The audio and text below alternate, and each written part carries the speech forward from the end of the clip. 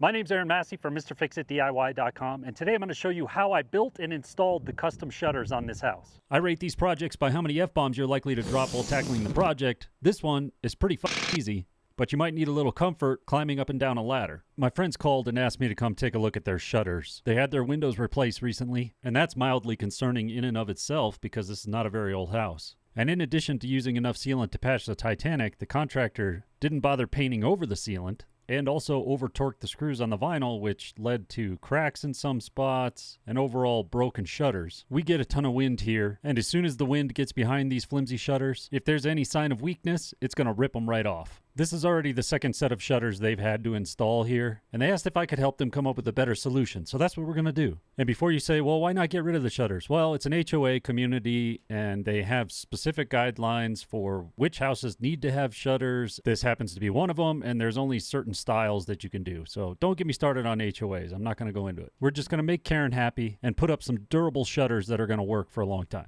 So this is the basic design of what we're going to be building. These are made from some 1x4 material, about 1/4 inch apart, so it's a pretty simple design and will be much stronger than that cheap vinyl. I'm building them out of a engineered wood product called True Wood, which you can find at Lowe's, and it's designed for siding and trim. So all I did was use some construction adhesive and some screws to put these together. And once I had a bunch of them built, then it was time to prime them. Now, if you're familiar with the material, somebody might say, well, why are you priming them? They come pre-primed. Well, yes, that's true, but that doesn't apply to the cut edges or the back. And because these are going to be off the wall, I want to make sure that they're primed really well so that there's no risk of water damaging them. So consider them double primed. And then from there, it was time to get them ready for paint. Now, I hate spraying in my shop, but sometimes it's the only option. And I thought that spraying would make things a lot easier, and I can get into the spaces easier between the slats. So I spent a bunch of time prepping the shop to get ready to spray, only to then find out that I couldn't find the right tip. The guns wouldn't spray properly. I ran out of heat,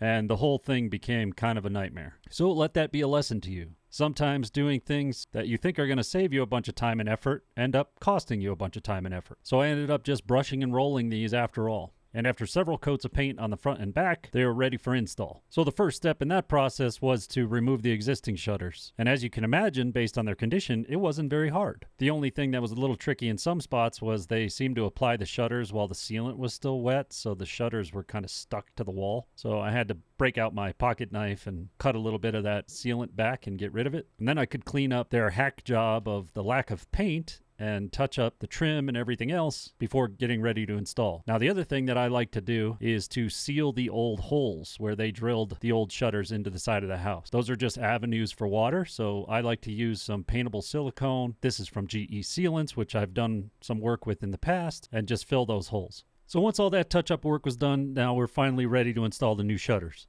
So after mocking them up, making sure everything looked good, I drilled some shallow 3/8 inch holes, which I'll show you why in a minute. I just held them up in place and then put some deck screws through those holes and mounted them to the side of the house. Now, the reason why I pre-drilled those 3/8 inch holes is because I am using these little oak rounded over plugs to mask the screw holes so you don't see the exposed screws. And then I can use some touch-up paint to just paint over them. And then you have a nice clean install. So I had 1 window to do downstairs, 3 to do upstairs, and thankfully it was a nice warm day, so I could get it knocked out without freezing my butt off. So I hope Karen's happy. I know the homeowners are. And I hope this inspired you to be able to tackle something like this on your own home. Thanks so much for watching. I'll catch you on the next one.